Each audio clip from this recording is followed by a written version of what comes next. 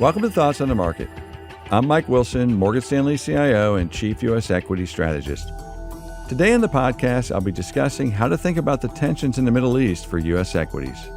It's Monday, June 23rd at 11:30 a.m. in New York. So let's get after it.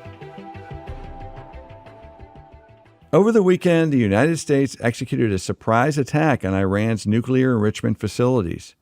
While the extent of the damage has yet to be confirmed, President Trump has indicated Iran's nuclear weapon development efforts have been diminished substantially, if not fully. If true, then this could be viewed as the peak rate of change for this risk. In many ways, this fits our overall narrative for U.S. equities that we have likely passed the worst for many risks that were weighing on stocks in the first quarter of the year. Things like immigration enforcement, fiscal spending cuts, tariffs, and AI CapEx deceleration all contributed to dragging down earnings forecasts.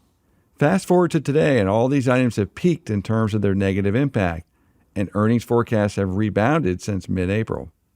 In fact, the rebound in earnings revision breadth is one of the sharpest on record and provides a fundamental reason for why U.S. stocks have been so strong since bottoming the week of April 7th. Add in the events of this past weekend, and it makes sense why equities are not selling off this morning as many might have expected. For further context, we looked at 23 major geopolitical events since 1950 and the impact on stock prices. What we found may surprise listeners, but it's a well-understood fact by seasoned investors. Geopolitical shocks are typically followed by higher, not lower, equity prices, especially over 6 to 12 months.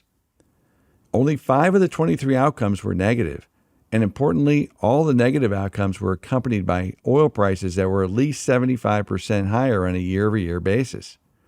As of this morning, oil prices are down 10% year-over-year, and this is after the actions over the weekend. In other words, the conditions are not in place for lower equity prices on a 6 to 12-month horizon.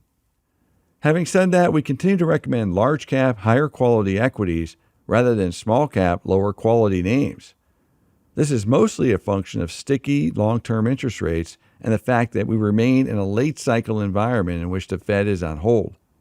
Should that change and the Fed begin to signal rate cuts, we would pivot to a more cyclical areas of the market. Our favorite sectors remain industrials, which are geared to higher capital spending for power and infrastructure, financials, which should benefit from deregulation this fall, and software stocks that remain immune from tariffs and lever to the next area of spending for AI diffusion across the economy. We also like energy over consumer discretionary as a hedge against the risk of higher oil prices in the near term. Thanks for tuning in. I hope you found today's episode informative and useful. Let us know what you think by leaving us a review. And if you find Thoughts on the Market worthwhile, tell a friend or colleague to try it out. The preceding content is informational only and based on information available when created. It is not an offer or solicitation, nor is it tax or legal advice. It does not consider your financial circumstances and objectives and may not be suitable for you.